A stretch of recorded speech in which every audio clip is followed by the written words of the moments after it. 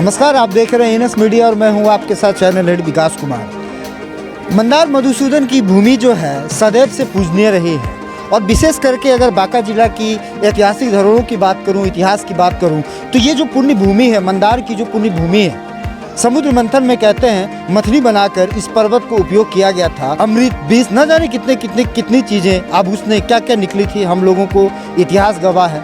धार्मिक ग्रंथों में इसका जिक्र है।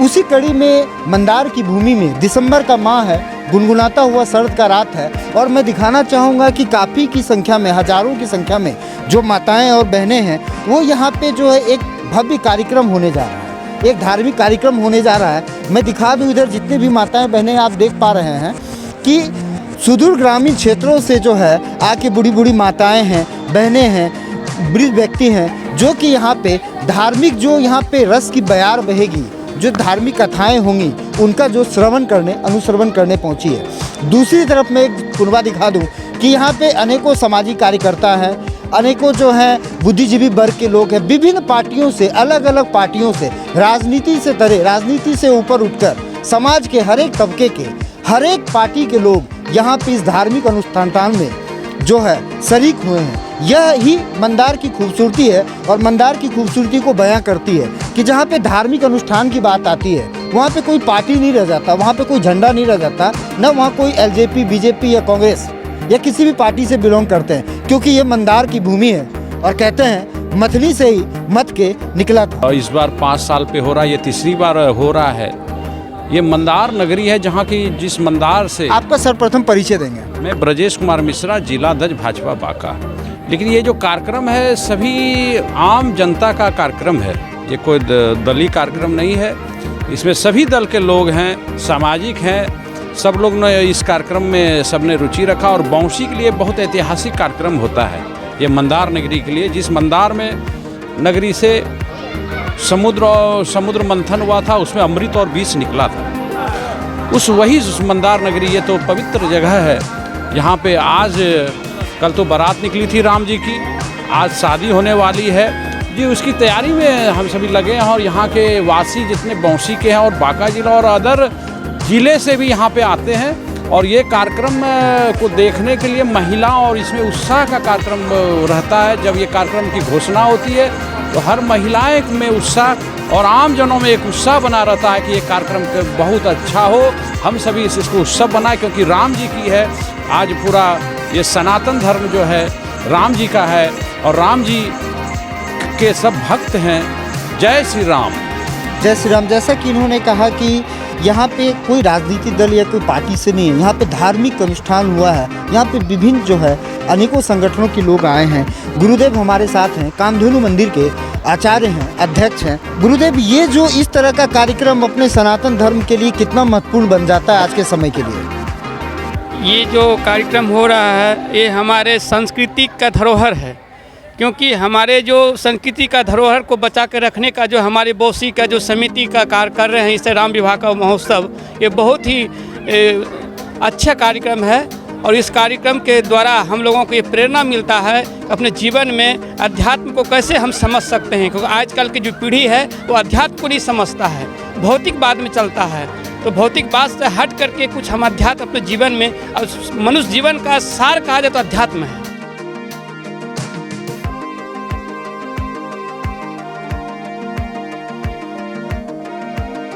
यहाँ पे जो कार्यक्रम हो रहा है। आपका नाम और आपका परिचय? मेरा नाम सुमन सौरभ मौर्य है और ये इस कार्यक्रम का अध्यक्ष मैं ही हूँ।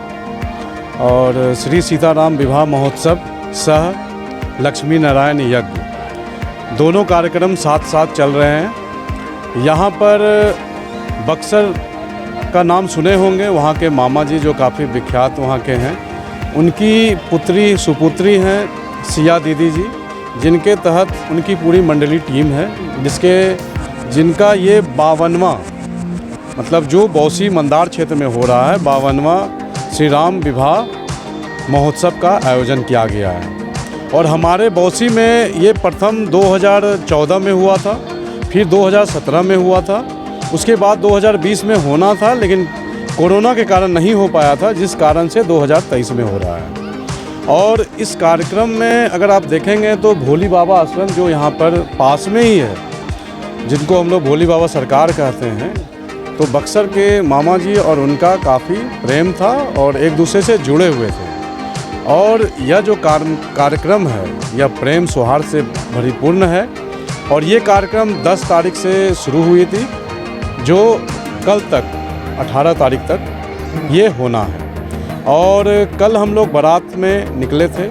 कल भगवान राम का बारात पूरे बौसी नगर क्षेत्र में भ्रमण हुआ, उसके बाद वापसी हम लोग यहाँ आए। हमारे साथ कटोरिया की जो विधायक हैं निकी हेम्ब्रम जी बीजेपी से, वो भी जुड़ चुकी हैं। सर्वप्रथम मैडम ENS मीडिया में आपका स्वागत है। इस प्रकार का कार्यक्रम आपके विधानसभा क्षेत्र में हो रहा है, आपको कैसा लग रहा है? इस तरह का कार्यक्रम कितना महत्वपूर्ण बन जाता है आपके क्षेत्र के? नहीं, ये तो बहुत खुशी की बात है कि हमारे बौसी प्रखंड के हमारे विधानसभा क्षेत्र में ये कार्यक्रम संपन्न हो रहा है। और ऐसा कार्यक्रम निरंतर होता रहता है। मसूदन मंदिर में या तो खिचड़ी का भोग हो, या 14 जनवरी का हो, या फिर रामनवमी में यहाँ का एक बहुत भव्य मेला लगता है। और ऐसा कार्यक्रम हमारे हिंदू समाज में सनातनी परंपरा से जो कार्यक्रम होता है, ये बहुत ही हर्षोल्लास के साथ मनाया जाता है और समाज के हर तबके के लोग इसमें आकर शामिल होते हैं। ऐसा कार्यक्रम कराने से हमारे रीति रिवाज, हमारी संस्कृति, सनातन धर्म से लोग भली भांति परिचित रहते हैं। आने वाले पीढ़ी को भी अपने रीति रिवाज का पता रहता है, अपने संस्कार उन बच्चों में आते हैं। तो ऐसा कार्यक्रम होना चाहिए। इससे समाज एकजुट होता है, एक जगह आकर अपने सुख दुख विचारों को आदान प्रदान करने का मौका मिलता है। और एक मनोरंजन भी और धार्मिक आस्था भी इससे जुड़ी रहती है। मैडम, चूँकि आप इस क्षेत्र से जो है कटोरिया विधानसभा से हैं, तो मेरा एक आग्रह रहेगा आपसे कि बौसी रेफरल अस्पताल में जो अस्पताल है, अस्पताल के ऊपर ST लाइन गया हुआ, हाई टेंशन लाइन, और उसके नीचे 440 का लाइन है। इस मामले में ENS मीडिया ने आवाज़ उठाया था। मैं आग्रह करूंगा कि उन चीज़ों को थोड़ा सा एक बार गंभीरता से देखा जाए। अस्पताल का जो स्थिति है वहाँ पे थोड़ा दयनीय लगा हमें, तो उसको लेके मैडम आप लोग क्या कार्रवाई कर रहे हैं? नहीं, वहाँ की बिल्डिंग की जो स्थिति है वाकई ये बहुत बेहतर स्थिति नहीं है। मैं आपके बातों से बिल्कुल सहमत हूँ। और इस विषय पर जब भी इससे पहले जिस समय भी ये संज्ञान में आया था, इमीडिएटली मैंने जिला प्रशासन को इससे अवगत कराया। और जिला प्रशासन ने भी इसे आश्वस्त किया था कि जल्दी ही बिल्डिंग का टेंडर होकर रिपेयरिंग वर्क होगा। लेकिन कुछ मजबूरियां हैं और परिस्थितियां ऐसी आई कि अभी तक नहीं हो पाए।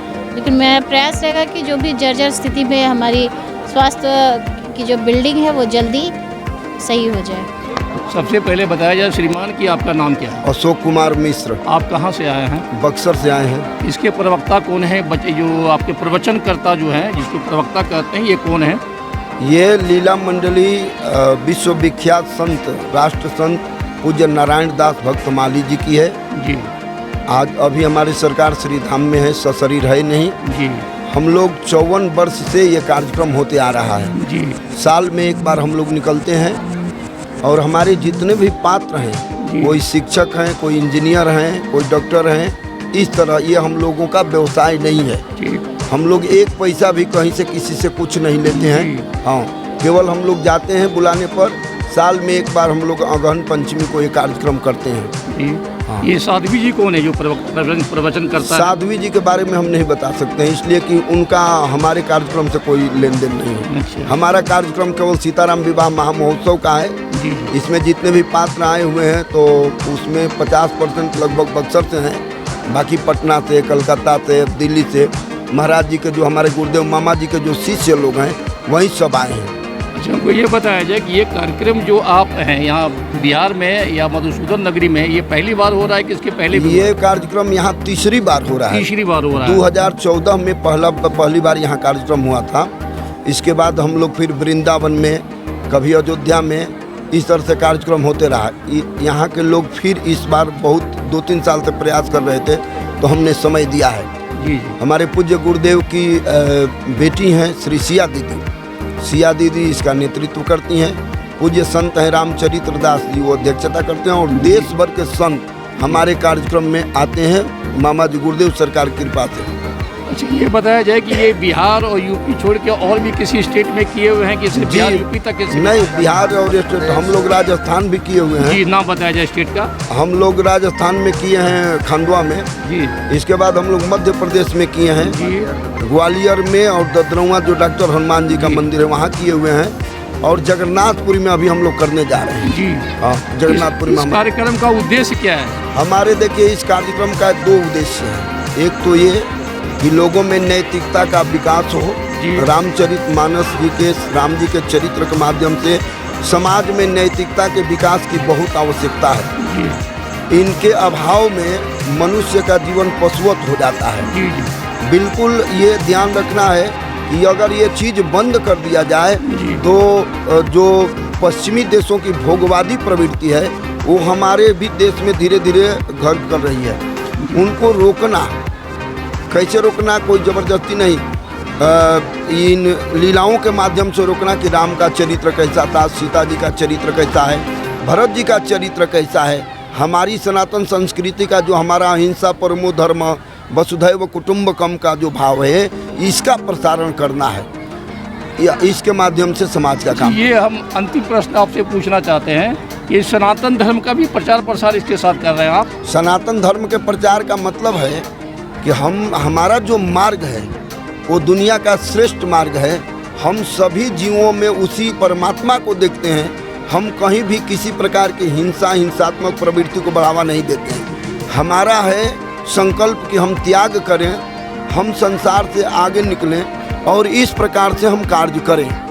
बाकी जितने भी धर्म हैं हम ये किसी की आलोचना नहीं करेंगे, ये मत है। हम केवल इस बात पर जोर देते हैं अष्टादश पुराणेषु व्यासस्य वचनम द्वयम परोपकाराय पूर्णाय पापाय परिपीडनम। उसी को हमारे बाबा ने परहित सरिस धर्म नहीं भाई, पर पीड़ा सम नहीं अधमाई। हमारा पूरा का पूरा सिद्धांत इसी पर है। चाहे वेद को लीजिए, चाहे उपनिषद लीजिए, चाहे पुराण लीजिए, चाहे मानस लीजिए, हमारा सारा सिद्धांत यही है कि हम पर उपकार का काम करें। पर उपकार का काम जब हम करेंगे तब हमारे अंदर मानवीयता का गुण है, हम मानव हैं। और नहीं, यदि हम ऐसा नहीं करते हैं तो हम मानव नहीं हैं, हम पशु के समान हैं। जी, हम ये पूछना चाह रहे हैं आपसे सनातन धर्म के विषय में। जी। आज हमारे राजनीतिक के लोग हैं, चाहे किसी पार्टी से बिलोंग करते हो, वो जो इस पर छीटाकशी कर रहे हैं ये कितना गलत है और कितना सही है? इसके संदर्भ में आपका क्या अपना विचार? इसके संबंध में हमारा एक ही विचार है, राजनीतिक लोग भले अपनी कुर्सी के लिए जो करें वो कर रहे हैं। सनातन धर्म के विषय में छीटाकशी कर रहे हैं। छीटाकशी कर, देखिए उनको ज्ञान नहीं है। जी। हमने बिहार के शिक्षा मंत्री जी को जी जब ये उल्टा सीधा बोले थे तो हम लोगों ने उनसे कार्यक्रम तय करने का समय मांगा था और ये भी कहा था कि भाई आप खुले मैदान में आप मंच पर आइए, हम लोग भी शास्त्रार्थ हो, आप अपनी बात रखिए, हम अपनी बात रख रहे हैं। रामचरितमानस में, वेद में, उपनिषद में, पुराण में कहीं कोई एक शब्द भी गलत नहीं है। अर्थ नहीं समझ पाने के कारण आप विष फैला रहे हैं समाज में। हमारा काम ये नहीं है, हमारा काम है सब। आप हमारी मंडली में देखेंगे तो आपको आश्चर्य होगा कि छोटे से छोटे हमारे भाई भी सब अब एक साथ हम लोग बैठ करके रहना, खाना पीना, किसी से कोई कुछ लेना देना नहीं, ये हमारी प्रवृत्ति है। अच्छा, ये हम आपको एक प्रश्न और अंतिम प्रश्न पूछेंगे कि सनातन धर्म के विषय में साउथ के एक मंत्री का लड़का जो अभी वर्तमान में मंत्री है, उन्होंने हमारे सनातन धर्म को कीड़ा मकोड़ा से तुलना किया। क्या ये सही है या गलत है? उनकी अज्ञानता है, उनकी अज्ञानता है। उन्होंने इसका अध्ययन नहीं किया है और जिनको अध्ययन नहीं होगा वो इसी तरह से गलत सलत अर्थ बोल करके और काम करते हैं अपना। उनका मतलब है कि हम किसी तरह से लोगों को बटोर करके उनको अपने पक्ष में मिला करके वोट ले लें, बाकी उनका कोई काम नहीं है। वो आपका बिल्कुल हम बात मान रहे हैं कि आप कह रहे हैं वोट की, लेकिन हम ये कहना चाह रहे हैं हमारे सनातन धर्म को कीड़ा मकोड़ा से तुलना किया। हम लोग चैलेंज कर रहे हैं। में आप लोग आपका क्या विचार? हम लोग चैलेंज कर रहे हैं। हम चींटी की भी पूजा करते हैं, हम पेड़ की भी पूजा करते हैं। हमारा सनातन संस्कृति और धर्म जो है वो बिल्कुल वैज्ञानिक है। तुलसी और पीपल की पूजा करते हैं, हम आंवला की पूजा करते हैं। और उन लोगों का मतलब, उन लोगों के दिमाग में भोगवादी प्रवृत्ति है और उन लोगों को भोगवाद का सिद्धांत जो लोग परोसने वाले हैं वो उनको अच्छे लग रहे हैं। तो वो तो कहते हैं कि रामचंद्र जी को नाम जो वैकल्पिक नाम है, कोई नाम ही नहीं है रामचंद्र जी का कोई ऐसा। ये अज्ञानता है, ये तो हो गई बात। देखिए तब तो उनको अपने माई बाप को भी कह देंगे नहीं, आप हमसे पूछिएगा, हम कह दें हम गांधी जी को नहीं मानते हैं इसलिए कि हम नहीं देखे हैं, हम जवाहरलाल नेहरू को नहीं मानते, हम नहीं देखे हैं, हम देश गुलाम नहीं था, हम नहीं देखे हैं, हम अकबर बीरबल को नहीं मानते, हम नहीं देखे हैं। ये तो वही बात हो गई ना। तो बिल्कुल गलत बात है ना। हाँ बिल्कुल गलत है। इसके आप आइए, हम जवाब देने के लिए हम चैलेंज करते हैं कि आप मंच पर आइए और बुलाया जाए वहाँ पर धर्म संसद। और देखिए विवेकानंद जी ने जैसे अमेरिका में झंडा गाड़ा था, वैसे हम लोग कहीं से झंडा गाड़ देंगे और कोई एक शब्द हमारे सामने बोल नहीं पाएगा सनातन धर्म के खिलाफ में। के लिए बहुत बहुत धन्यवाद, इस जानकारी के लिए धन्यवाद। और मैं इस मंच पर जितने भी लोग पधारे हुए हैं और जितने भी हमारे गुरु और हमारे जो इस के जो संग मना आयोजक करता है उनको मैं धन्यवाद देना चाहता हूं। और सिरे दिल से कि ऐसा कार्यक्रम मंदारचल के बीच में हो रहा है, हमारी पुण्यभूमि का एक बहुत बड़ा योगदान है। इस बौसी नगरी का सौभाग्य है कि इतना बड़ा प्रोग्राम का आयोजन किया जा रहा है। और ये हमारे मंदराचल पर्वत जो है विश्व का धरोहर है, विश्व का एक केंद्र है। और ये इसकी महत्ता हमारे वेद पुराण और ग्रंथ के साथ जुड़ा हुआ है, जिसके उपलक्ष्य में 14 जनवरी को हमारे यहाँ मधुसूदन भगवान रथ पर बैठकर, हाथी पर बैठकर मंदराचल में पापड़नी में स्नान करते हैं, पूजा होती है और मकर संक्रांति का पर्व मनाया जाता है। बहुत बहुत धन्यवाद। आप देख रहे थे NS मीडिया में, चैनल हेड विकास कुमार।